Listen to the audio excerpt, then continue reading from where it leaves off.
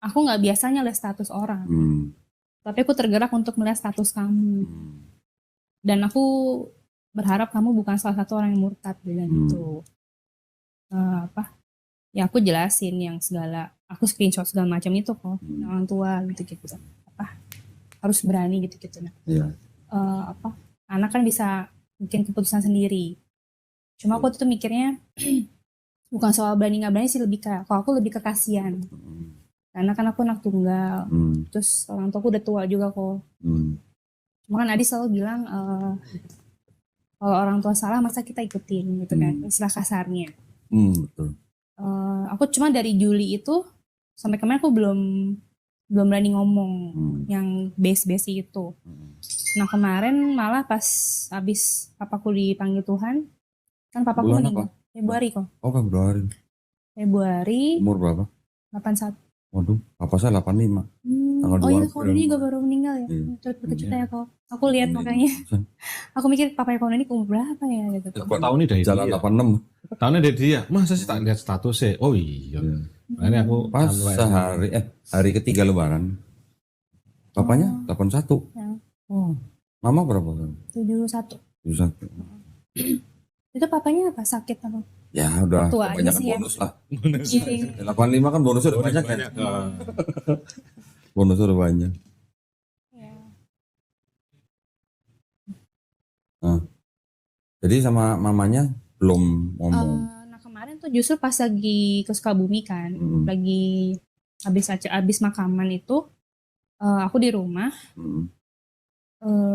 apa ya? Aku di hati tuh kayak kapan ya mau ngomong? Aku selalu bilang ke Adi, ngomong tapi kayak nggak berani atau nggak belum ada momennya. Cuma pas di kamar itu aku kayak ini saatnya lah gitu.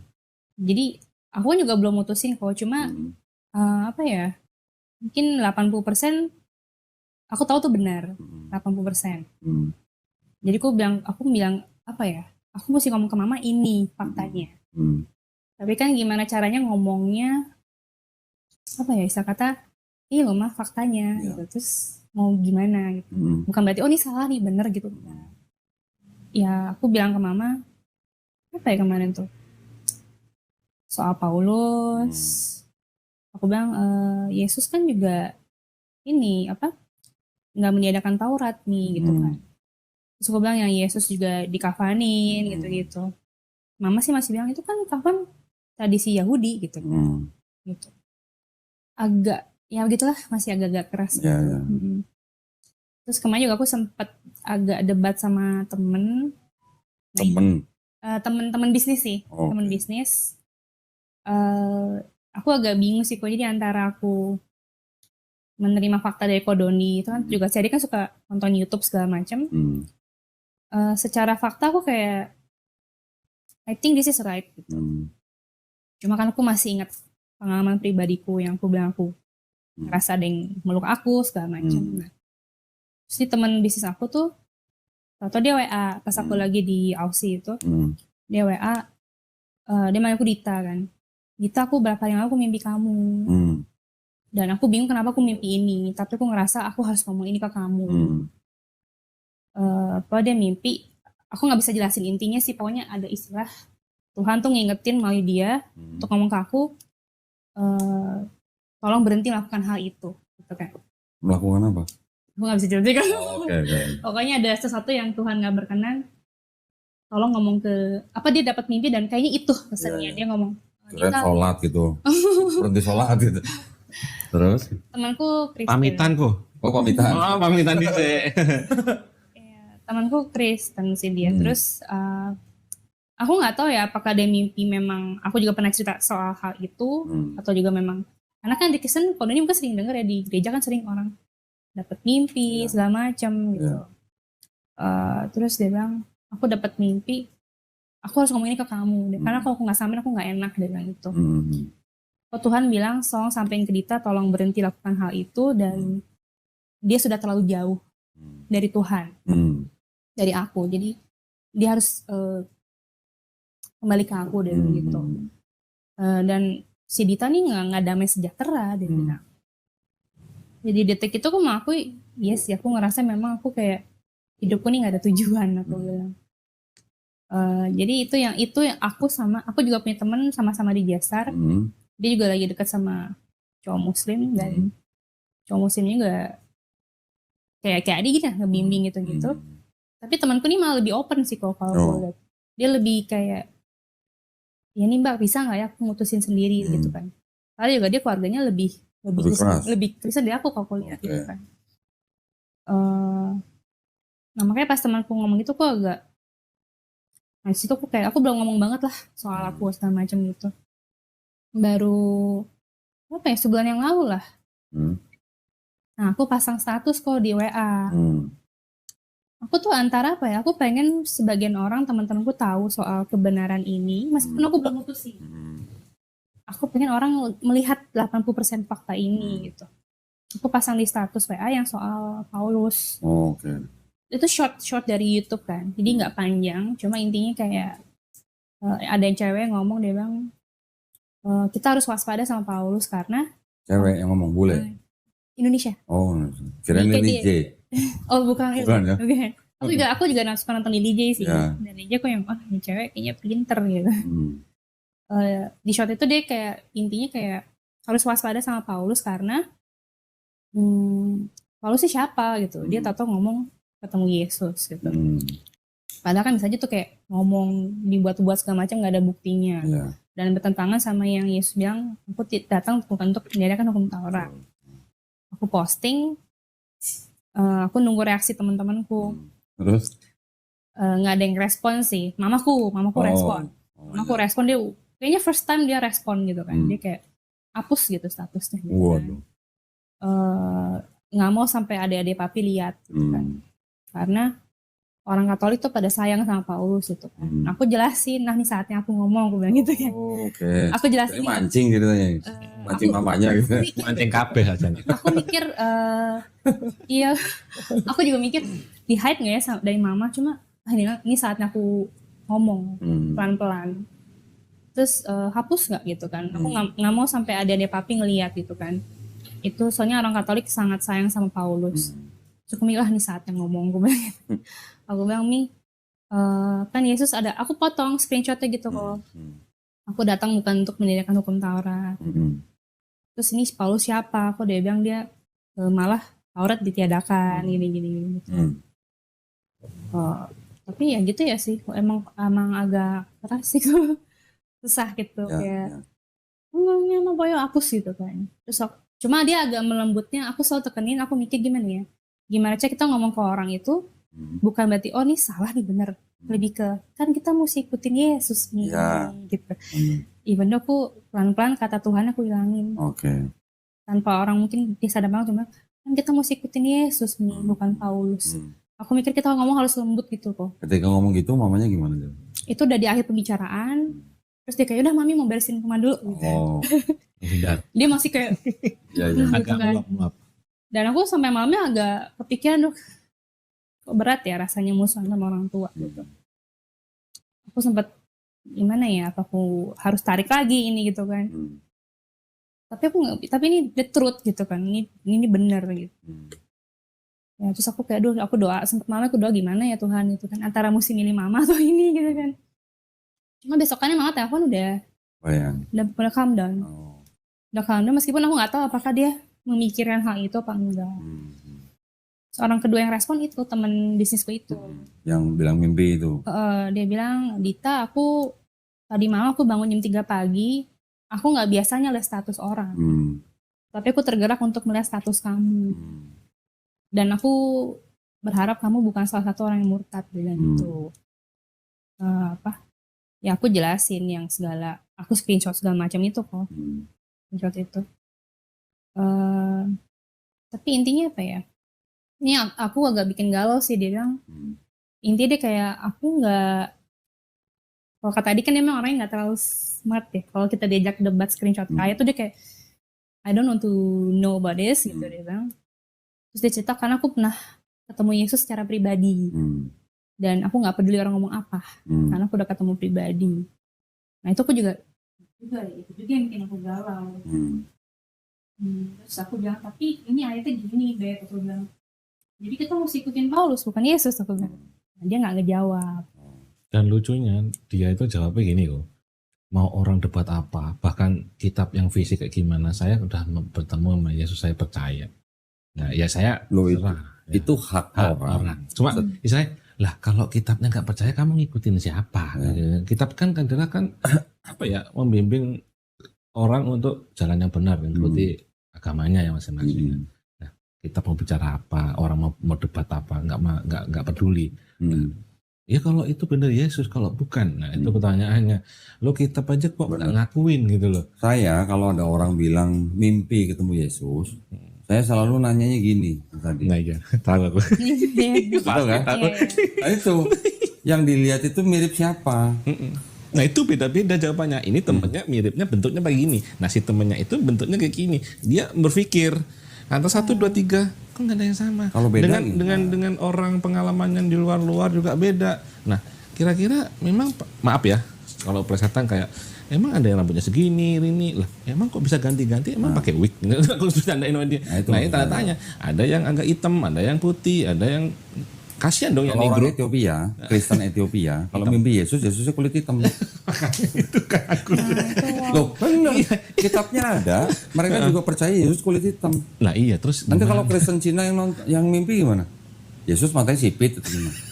Ya itu maksudnya. Jadi kalau ada orang dua mimpi Yesus, terus yang dilihat beda, itu benar Yesus atau bukan? Kan itu pertanyaan. Jadi kan seperti kayak pikiran yang berimajinasi seperti itu logikanya. Di dalam Islam kita punya keyakinan juga begini. Jin, yang namanya jin ya, itu bisa masuk dalam mimpi manusia. Dan dia bisa menyerupai siapa saja, kecuali Nabi Muhammad SAW. Gitu. Jadi bisa jadi itu juga jin yang muncul dalam mimpi seseorang. Di pikiran kita bentuknya seperti itu, kurang lebihnya. Seperti itu. Jin kan punya dimensi yang beda dengan kita. Tapi dia bisa masuk ke dalam mimpi kita, juga bisa masuk ke dalam tubuh kita. Bisa begitu. Orang yang sudah istilahnya dari keluarga muslim aja, dia aja masih bisa kemasukan jin. Ketika dia kemasukan jin, nanti dia bisa malas sholat, dia malas baca Quran, dia malas macam-macam. Itu bisa jadi karena pengaruh jin. Apalagi cuma di mimpi gitu maksud saya. Ya manusia kan pada kodratnya lahir tuh udah ada korin, ada bagian dari jin yang mengajak kita kebatilan, kan seperti itu. Di Islam kita percaya setiap manusia yang lahir itu sudah ada pendampingnya. Ya, selain malaikat juga ada jin namanya jin korin. Jin korin ini yang mendampingi manusia itu dari lahir sampai mati. Ketika manusia udah mati, ya udah jinnya ke alamnya. Pernah nggak dengar cerita begini misalnya, ada orang ke dukun, nanyain tentang orang yang sudah mati. Dukun itu bisa jawab loh, oh orang ini begini, dan bener. Dari mana kira-kira dukun itu dapat informasi? Dari itu. Dari jin korin itu. Itu jawaban di dalam Islam. Ada jawabannya. Coba kalau di Kristen tanya begitu apa? Mohon maaf kok, yang kemarin maminya nggak terima, masih kangen sama papinya. Terus papi di mana, gini-gini. Yang dia tanya ke orang temennya yang bisa katanya six sense ya. Tapi mohon maaf dari kalangan dia gitu. Nanti dia berpikir, oh papi ada di surga, ya kan? Mohon maaf ya, ini di surga taman bunga, bla bla bla bla, dah enak, gini-gini. Nah, kok bisa tahu? Ya, kalau di Muslim ya, di Muslim kan ada siksa kubur lah atas entah kalau dosa ya disiksa, kalau enggak menerima kenikmatan seperti itu. Yang saya tahu. Nah, kok bisa tahu di surga gitu? Kalau ada di surga nanti penimbangan dosa balik lagi dong ke bumi atau ke alam barzah atau sebagainya seperti itu.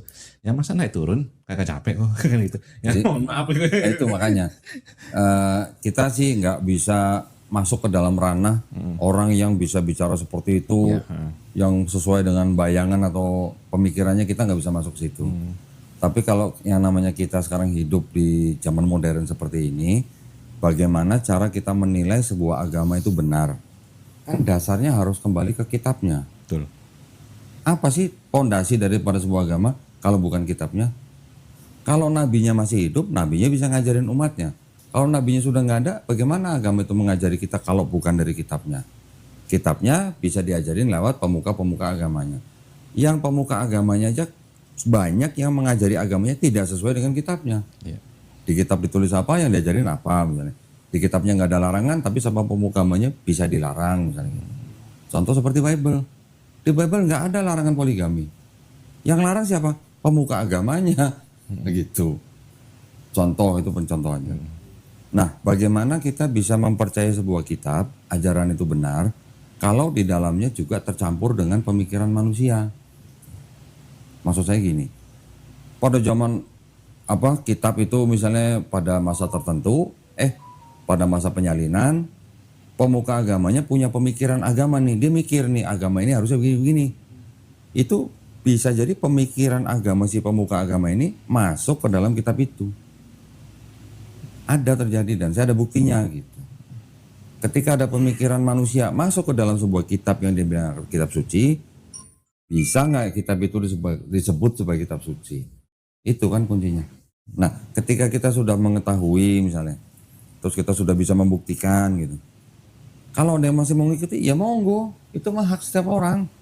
Tapi kalau kita mau kritis, ternyata kitab ini sudah tidak bisa disebut sebagai kitab suci, ya kita harus cari yang lain yang jauh lebih kredibel gitu misalnya. Nah, kalau tadi bicara teman mimpi, ibaratnya kalau orang Jakarta bilang lu yang mimpi kenapa gue harus percaya gitu. Iya, jadi apa ya? Aku tuh pulang dari Kodoni itu, aku berada di tahap sempat kan aku kayak bimbang, terus aku mikir, udahlah pokoknya gue ngikutin yang nyaman di hati aja. Aku mengingat pengalaman pribadiku dengan Tuhan aja gitu. Aku nggak peduli Alkitab gitu. Cuma aku sambil berpikir gitu, aku juga di hati, masa gue kayak don't care Alkitab gue. Padahal deep down in my heart aku tahu nih salah kok. Yeah. Itu aku jadi kayak salah juga. Itu yang aku bilang ke temanku. Aku bilang aku sempat gitu juga. Aku pokoknya nyariin damai sejahtera aja. Tapi kalau aku udah tahu ini ada yang salah, ya ini gitu. Kok kitab agama gue salah gitu kan, aku bilang gitu. Terus yang soal dia mimpi itu, aku bilang ke dia, aku kasih ayat itu kok yang Paulus kan bilang di zaman itu nggak boleh berambut panjang.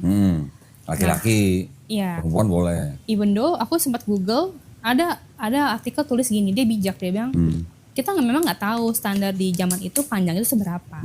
Mungkin sepundak itu pendek, tapi ada kata-kata ayatnya perempuan itu boleh panjang, berarti kan lebih panjang dari si laki-laki itu. Nah, aku bilang aku nggak tahu sih Beb, mungkin sepundak itu mungkin pendek kategorinya. Tapi Paulus sendiri kan, kamu percaya Paulus nih, aku bilang. Paulus sendiri bilang di zaman itu nggak boleh berambut panjang. Kisah 1 Korintus 11 ayat 5 sama 6. Ini dianggap perkataan Paulus. Coba dibacain biar Masnya dengar juga.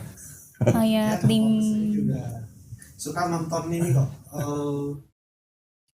Zakir Naik suka. Zakir Naik. Oke. Memang ini orang bilang beragama itu harus logis dulu. Betul. Berakal baru beriman.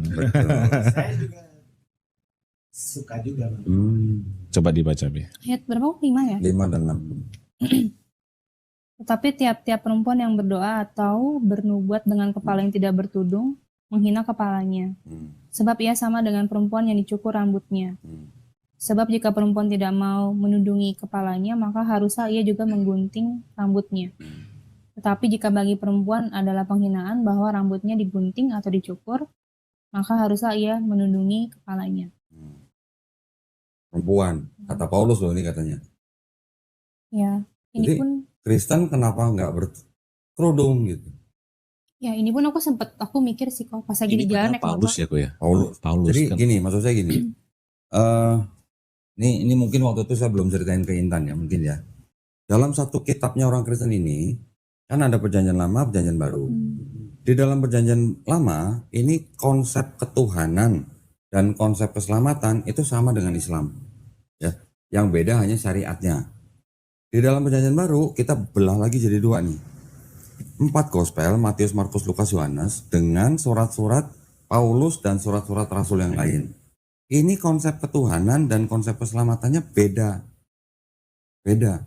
Nah, kalau yang 4 gospel, konsep ketuhanan dan konsep keselamatannya sama dengan perjanjian lama. Jadi apa yang diajarin Yesus di dalam 4 gospel tentang konsep ketuhanan, tentang konsep keselamatan, sama dengan perjanjian lama. Tapi ketika ke Paulus, konsep ketuhanannya sedikit berbeda, konsep keselamatannya jauh berbeda. Tapi dari semua tulisan Paulus ini tidak semuanya salah gitu. Tidak semuanya salah. Kalau tadi Intan bilang Yesus sudah memperingati hati-hati dengan Paulus. Ya kan? Itu ada di Matius 16 ayat 6. Disebutnya apa? Ada, Bu. Hati-hati dengan Hati-hati orang yang Farisi. Farisi itu, Kok. Farisi. Nah, ini ada ayat ini. Farisi itu Matius 16 ayat 6. Dibaca coba, pengen dengar. Bacain dulu. Yesus berkata kepada mereka, berjaga-jagalah dan waspadalah terhadap ragi orang Farisi dan Saduki. Waspadalah tuh apa sih? Hati-hati. Kan? Hati-hati. Tapi Sekarang? ragi itu maksudnya? Ragi itu ya aliran. Oh, aliran. Nah, sekarang Paulus itu aliran apa? Paulus sendiri ngaku nih. Filipi 3 ayat 5 dan 6. Ini dianggap perkataan Paulus. Ayat 5 ya? Nah, 5 dan 6. Gimana? Aku tadi baca ini Nah, sebelum ke Dondi. Sebelum ke Koko. ya. Karena aku apa ya? Aku tadi mikir mau ngomong apa aja ya gitu kan. Karena kan debatnya itu kan antara omongan Yesus yang tidak mendirikan Taurat sama Paulus. Cuma aku beberapa minggu lalu sempat nggak sengaja buka apa sih yang menyebabkan Paulus sama Barnabas split up. Kalau aku dengar kan kata karena kalau Barnabas kan masih ngikutin Taurat, kalau Paulus enggak. Cuma aku sempat baca di Google ternyata mereka pisah itu karena si Paulus tuh mau ngajakin siapa gitu, Barnabas mau ngajakin siapa, beda orang gitu kok. Aku baca-baca gitu ternyata ada ayat sama ini sih ya. Nah, ternyata Paulus adalah orang Farisi. Ngaku ya? Ngaku. Tuh ayat 5-nya. Disunat pada hari ke-8 dari bangsa Israel dan dari suku Benyamin, orang Ibrani asli, tentang pendirian terhadap hukum Taurat, aku orang Farisi. Tentang pendirian hukum Taurat, aku orang Farisi, kata Paulus. Yesus ngomong, hati-hati lo sama orang Farisi. Sebelum Yesus diangkat itu tadi. Sebelum lo. Nah, sekarang yang disuruh oleh Yesus, perintahnya Yesus kepada murid-murid dan bangsa Israel, kan begini. Matius 23 ayat 1 sampai 3 nih, yang hijau nih. Katanya apa? Maka berkatalah Yesus kepada orang banyak dan kepada murid-muridnya, katanya, ahli-ahli Taurat dan orang-orang Farisi telah menduduki kursi Musa. Ahli Taurat dan orang Farisi telah menduduki kursi Musa. Artinya apa? Sudah menggantikan Musa, kan Musa sudah meninggal. Terus? Sebab itu turutilah dan lakukanlah segala sesuatu yang mereka ajarkan kepadamu. Turutilah dan lakukan apa yang mereka ajarkan kepadamu. Yang diajarkan sama orang Taurat dan orang Farisi apa? Hukum Taurat. Ya kan? Tapi, katanya apa? Tapi janganlah kamu turuti perbuatan-perbuatan mereka, karena mereka mengajarkannya tetapi tidak melakukannya. Nah, Yesus menuduh orang ahli Taurat dan orang Farisi itu orang munafik. Ngajarin tapi nggak melakukan gitu kan. Yesus menyebut mereka apa? Hai kamu keturunan ular beludak gitu katanya. Ini dianggap perkataan Yesus. Jadi kalau kita pelajarin omongannya Paulus dan kita pelajarin ajarannya Yesus, satu, Yesus nggak pernah ngajarin atau mendirikan agama Kristen, nggak pernah. Yang mendirikan dan menciptakan agama Kristen itu Paulus. Kisah Para Rasul 11 ayat 26.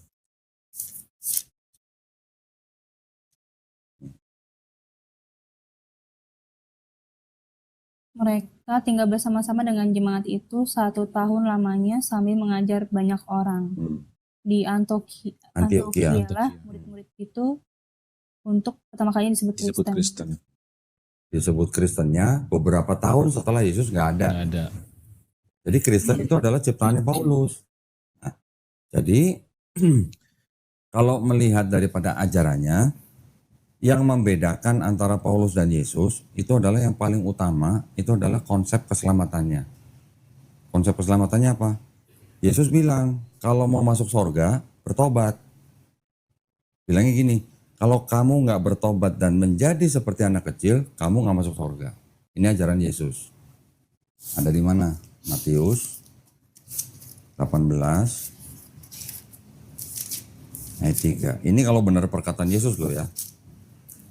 Yang merah. Lalu aku berkata kepadamu sesungguhnya, jika kamu tidak bertobat dan menjadi seperti anak kecil ini, kamu tidak akan masuk ke dalam kerajaan surga. Kata Yesus katanya nih, kalau nggak bertobat masuk surga. Saya punya studi kasus begini.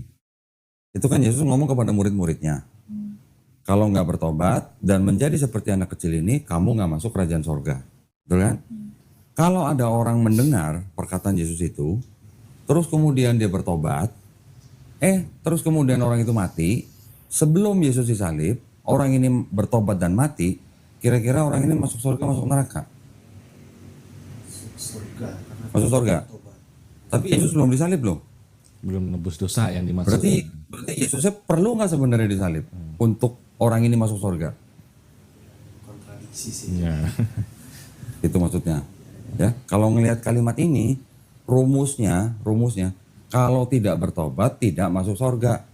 Berarti boleh nggak saya bahasain begini? Harus bertobat kalau mau masuk surga, betul kan? Kalau ada orang dengar bertobat, mati, Yesusnya belum disalib, masuk surga, masuk neraka orang ini. Nah, gitu. Dengan nalar sehat kan harusnya masuk surga. Tapi Yesus belum disalib. Berarti Yesus perlu nggak disalib buat orang ini masuk surga? Itu yang kita harus pikir gitu ya. Terus Yesus nyuruhnya begitu kan, bertobat kan? Yesus nyuruhnya ngikuti ajaran ahli Taurat dan orang Farisi. Paulus bilangnya gimana? Sebab karena dosa satu orang itu. Ayatnya di sini. Roma 5 ayat 12. Sebab itu sama seperti dosa telah masuk ke dalam dunia oleh satu orang, Satu orang itu siapa? Adam. Istrinya Adam, istrinya. Hawa gitu. Hawanya. Terus dan oleh dosa itu juga maut, demikianlah maut itu telah menjalar kepada semua orang. menjalar kepada semua orang. Jadi kalau ada bayi lahir, berarti udah buat dosa gitu. Ya aku sempat denger ini sih kemarin. Jadi kalau bayi lahir 3 hari meninggal, kira-kira masuk surga masuk neraka mas? Kalau saya Kira-kira. juga ini artinya bayi yang belum balik itu kalau dalam Islam memang masuk surga sih. Enggak, ya inilah berdasarkan inilah. Ya. Harusnya nih. Kalau berdasarkan ayat perkataan Paulus, bayi lahir 3 hari masuk surga masuk neraka. Dengan ayat ini harusnya masuk neraka. Karena nggak mungkin dosa masuk surga kan? Make sense nggak kira-kira dengan ajaran ini? Jadi ada perbedaan nih. Paulus mengajarkan ada dosa waris, ini ayatnya. Yesus nggak pernah ngajarin dosa waris, tapi ngajarinnya suruh bertobat. Nah, sama nggak? Yang mana yang sama dengan perjanjian lama? Di perjanjian lama ada ayat begini nih. Ini ayat jelas banget. Atau mas mau baca? Boleh. Nih, Yesaya 1, 16 sampai 18. Iya benar. Coba gantian. Enggak kok kan. Enggak itu Jamie. Bacain, boleh. Baca. Siapa namanya? Jamie. Jamie. Ya. Coba yang merah. Yang coba. merah ini. Ini kan ada perikopnya nih di sini nih. Perikopnya apa nih? Bertobat. Bertobat lebih baik dari Mempersembahkan. persembahkan korban. Yang merah ini tolong dibaca mas. Basuhlah, bersihkanlah dirimu, jauhkanlah perbuatan-perbuatanmu yang jahat dari depan mataku. Berhentilah berbuat jahat. Belajarlah berbuat baik, Mas, permen. usahakanlah keadilan, kendalikanlah orang kejam, belalah hak anak-anak yatim, perjuangkanlah perkara janda-janda. Marilah, baiklah kita berperkara firman Tuhan, sekalipun dosamu merah seperti kirmizi, akan menjadi putih seperti salju, sekalipun berwarna merah seperti kain kesumba, akan menjadi putih seperti bulu domba. Kira-kira Mas Jamie, kalau kata-katanya begitu, menurut Mas Jamie, perlu nggak ada orang yang harus mati di atas kayu salib buat tembus dosa orang?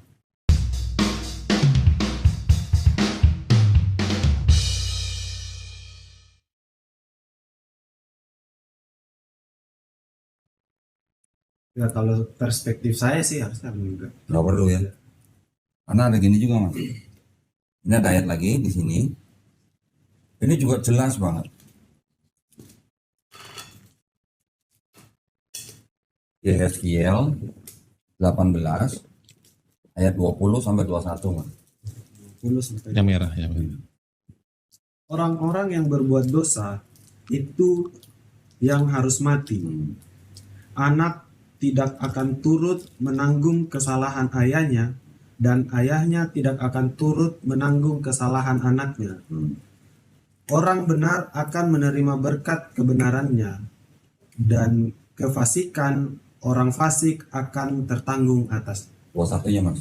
21-nya, tetapi jikalau orang fasik bertobat dari segala dosa yang dilakukannya dan berpegangan pada segala ketetapanku, serta melakukan keadilan dan kebenaran, ia pasti hidup, ia tidak akan mati. Orang fasik itu apa Mas? Orang fasik, Orang fasik itu orang yang berbuat Munafik. dosa terus menerus. Itu orang fasik. Ya. Orang fasik kalau bertobat dan melakukan ketetapan Allah, melakukan kebenaran, mengikuti kebenaran, hidup. Hidup maksudnya apa? Selamat. Ya kan, masuk surga lah. Mati artinya masuk neraka. Jadi di sini artinya untuk masuk atau untuk hidup kan cuman perlu bertobat. Ya kan? Tidak ada ayah bisa menanggung dosa anaknya, anak juga tidak bisa menanggung dosa ayahnya. Yang berdosa itu yang mati gitu. Berarti kalau gitu perlu nggak ada orang harus mati di atas kayu salib buat nebus dosa orang lain? Nggak perlu sih. Nggak perlu. Jadi saya bilang tadi konsep keselamatan di dalam perjanjian lama itu sama dengan konsep keselamatannya yang dianggap ajaran Yesus, Matius sampai Yohanes. Tapi konsep keselamatannya Paulus ini beda sendiri. Paulus bilang apa? Sebab jika mulutmu mengaku Yesus adalah Tuhan dan Juru Selamat, dan dia sudah mati dan dibangkitkan oleh Allah, kamu akan diselamatkan. Itu kata Paulus. Iya. Kan beda berarti kan? Perjanjian lama Yesus dan Paulus. Nah, berarti yang diikuti oleh Kristen itu sebenarnya siapa? Yesus atau Paulus? Aku juga kemarin pas lagi nyiapin bahan buat debat sama temanku itu, aku langsung kayak, oh berarti ini bener-bener benar terbagi dua. Jadi sebenarnya Yesus Tiga malah. Iya, jadi Yesus tuh malah kayak teman Taurat sama kok. Nanti Iya. tau Paulus beda sendiri. Iya, betul. Terus yang soal mimpi itu, aku mikir wah nih saatnya gue ini nih, gue bilang gitu. Aku bilang gini, ini kan ada ayatnya Beb, gak boleh panjang rambut. Terus aku nanya, yang kamu lihat kayak gimana gitu. Dia bilang ganteng, hidungnya mancung, rambutnya coklat tua. Terus aku Matanya biru nggak? Nah, aku belum nanya kok. Terus aku kasih lihat kan foto. Ini ada juga nih anak kecil yang pernah mengaku dibawa Yesus ke surga neraka. Namanya siapa? Arkiane itu kok. Yang dia lukis Yesus itu. Aku bilang sama nggak gitu kan, satu. Terus kedua, kayaknya ini anak ada benernya karena Yesusnya rambutnya pendek segini.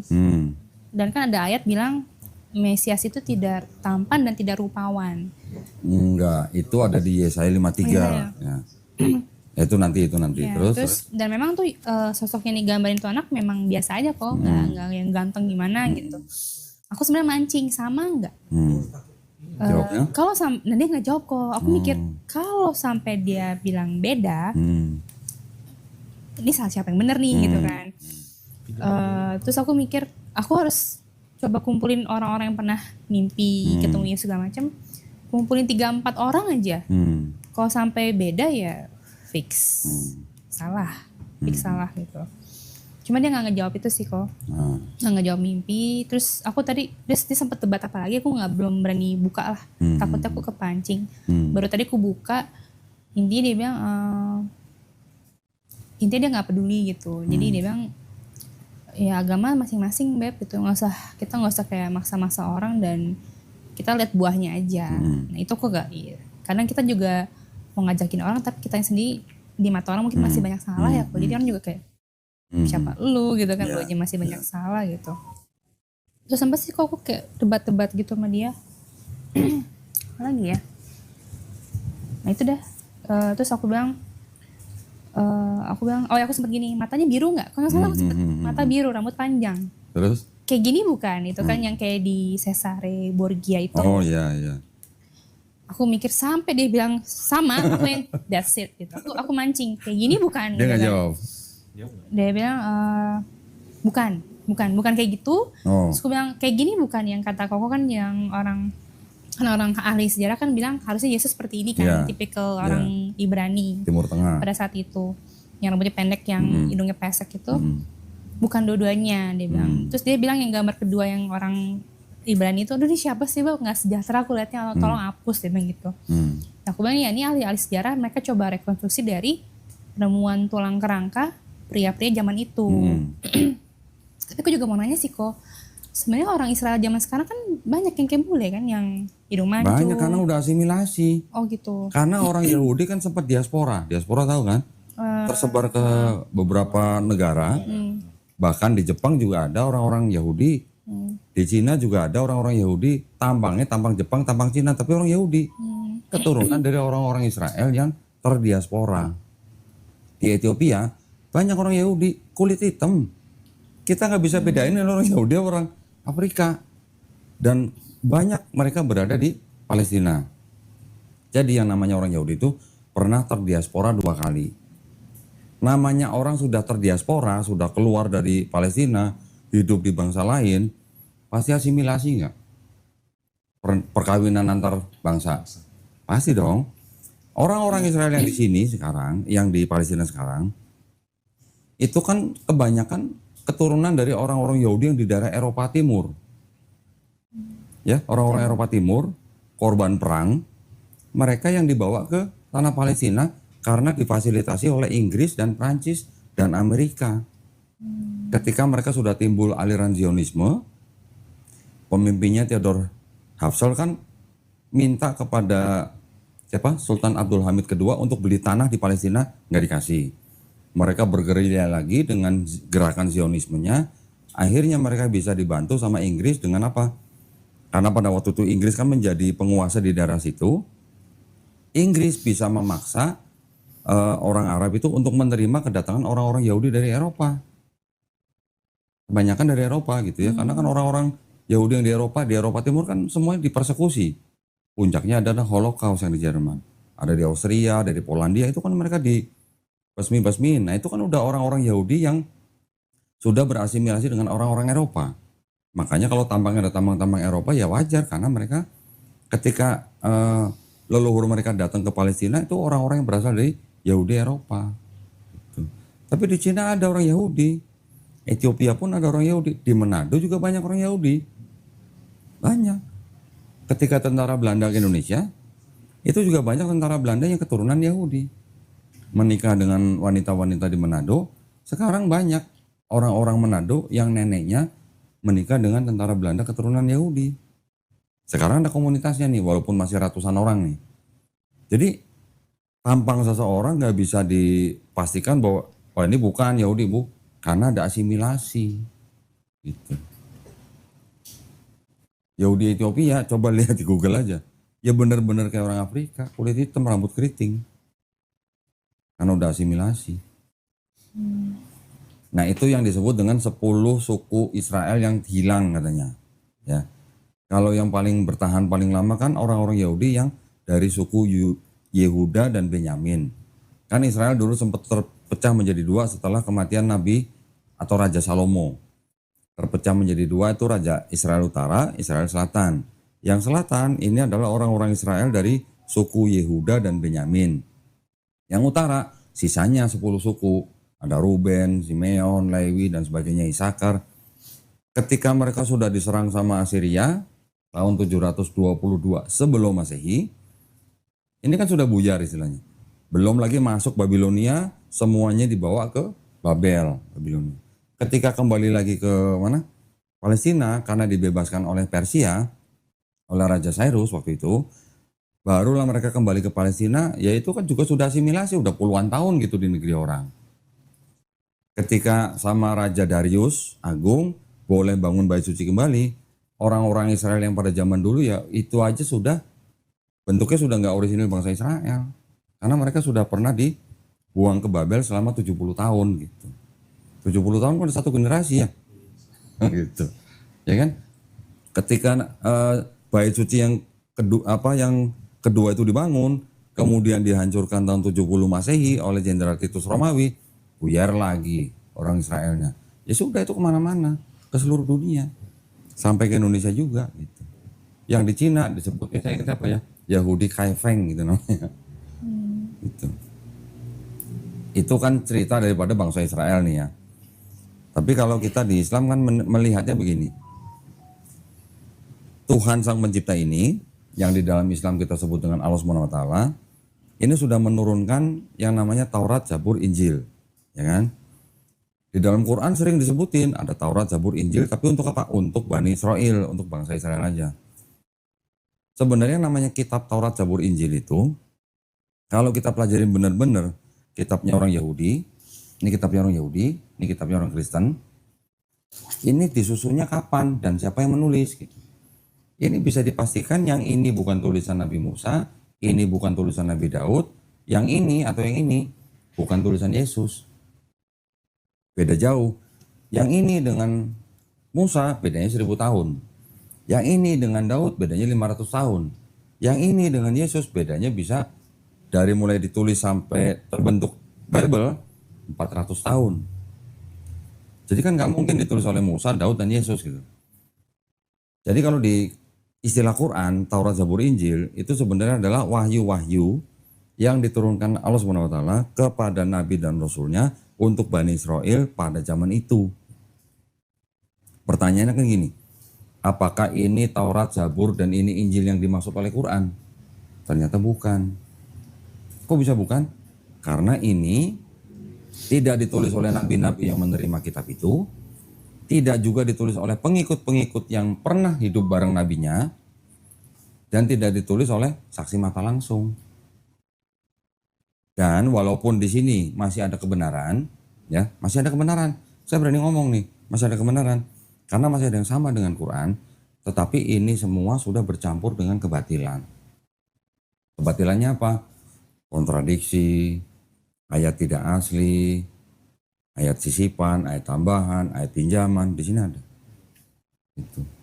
Nah, maksud saya, untuk kita orang-orang zaman sekarang, untuk menilai sebuah agama itu benar atau enggak, kan kita hanya bisa berlandaskan kitabnya. Kalau bukan kitabnya siapa? Pemuka agamanya. Pemuka agamanya kita belum berani pastikan benar atau enggak. Nabi aja bukan gitu kan. Ya berarti kan kitabnya. Nah, ketika kitabnya kita uji, ternyata ada kebenaran dan campur dengan kebatilan, ya kalau mau diikutin monggo, tapi kalau saya enggak. Gitu.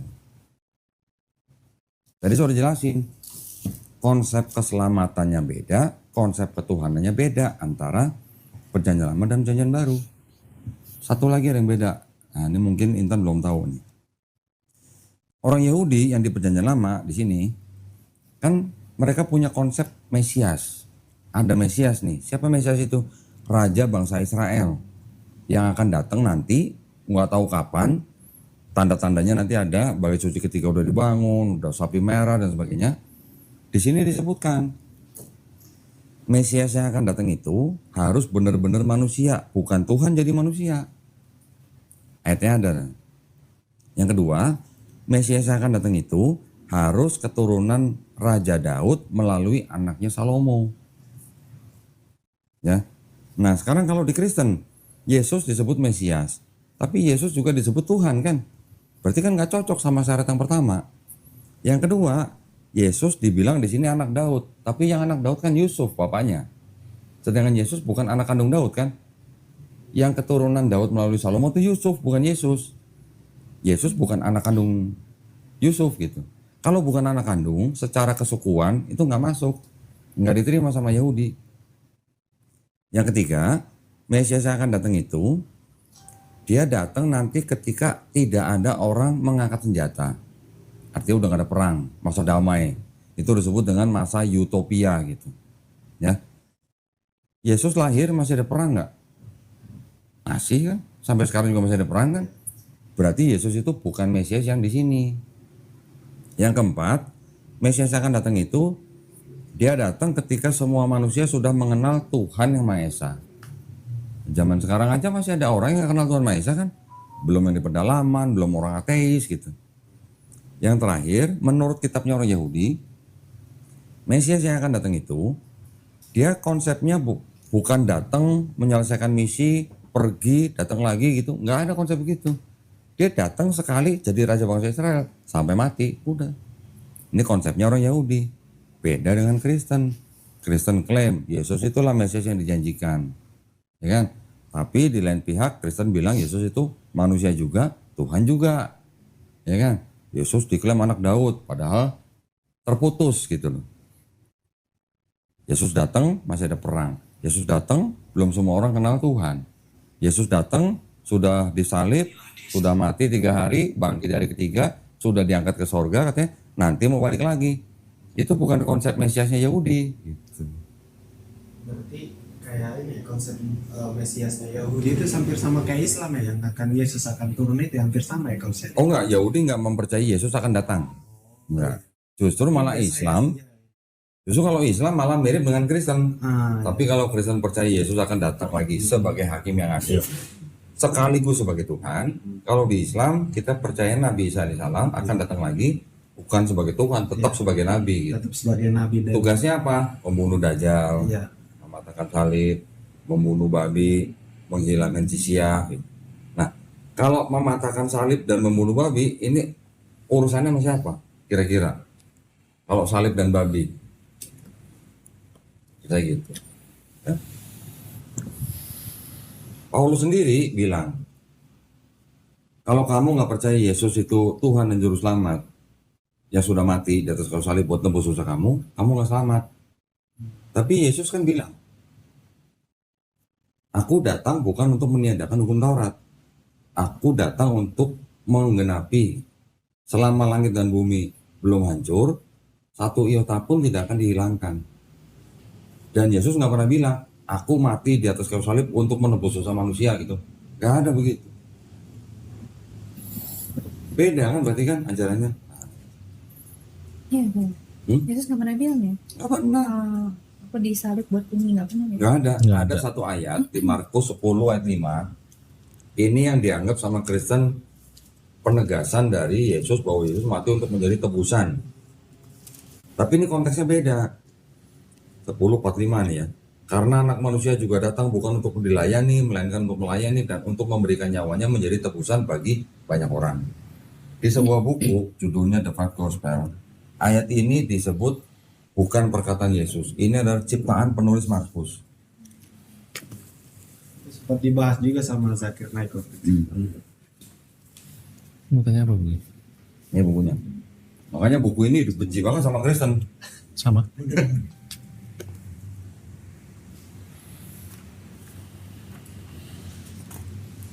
Nggak ada yang mengatakan itu Yesus yang mengatakan di situ. Marx Creation 10 ayat 45.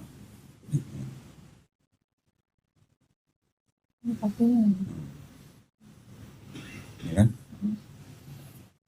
Ciptaan Markus. Yang nulis ini siapa? Ini judulnya The Five Gospel. Yang nulis Robert W. Funk sama Roy W. Hoover. And the Jesus Minute. Jesus Minute ini apa? Hampir 80 orang ahli-ahli perjanjian baru semua. Ini orang-orang ini. Roster of the Fellows of the Jesus Minute. Ini orang-orang ini. Segini banyak.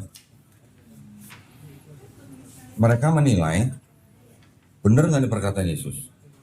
Kalau benar dikasih warna merah. Kalau meragukan dikasih warna abu-abu. Kalau benar merah, kalau kurang meyakinkan dikasih warna pink. Kalau meragukan dikasih warna abu-abu. Kalau ini pasti bukan perkataan Yesus, dikasih warna hitam. Total dari semua perkataan Yesus yang ada di 5 gospel, Matius, Markus, Lukas, Yohanes, Thomas, menurut buku ini perkataan Yesus cuma 18%. Sisanya bukan perkataan Yesus. Mereka tahu dari. Karena gini, bagaimana standar mereka menilai kan gitu. Kan kita juga nggak bisa langsung percaya. Tapi mereka punya standar. Mereka meneliti berdasarkan apa? Gaya bahasa, perbendaharaan kata, tradisi Yahudi, sejarah Yahudi. Ini standar yang mereka pakai buat menentukan itu perkataan Yesus atau bukan. Setelah diklasifikasi, ini merah, ini pink, ini abu-abu, ini hitam, total ternyata yang benar-benar dianggap perkataan Yesus yang merah dibandingkan dengan semua ayat cuma 18%.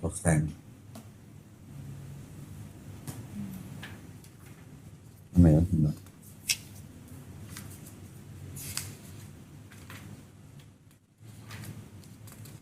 Oh, belum tanda ini. Ada pokoknya di sini lah.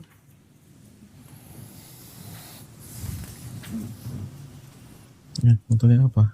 Ini. Ayo. 82% Apa? of the words ascribed to Jesus in the gospel were not actually spoken by him according to the Jesus seminar. 82% bukan perkataan Yesus. Berarti yang perkataan Yesus kan cuma 18%. Ya orang Kristen pasti benci dengan buku ini. Mereka menyerang pribadi daripada orang-orang Jesus seminar itu. Iya. Tapi semuanya nih gelarnya, coba lihat nih gelarnya. Orang-orang ini. Lihat gelarnya. BA, MA, PhD, BD, EDD, semua divinity semua. Ahli teologi semua.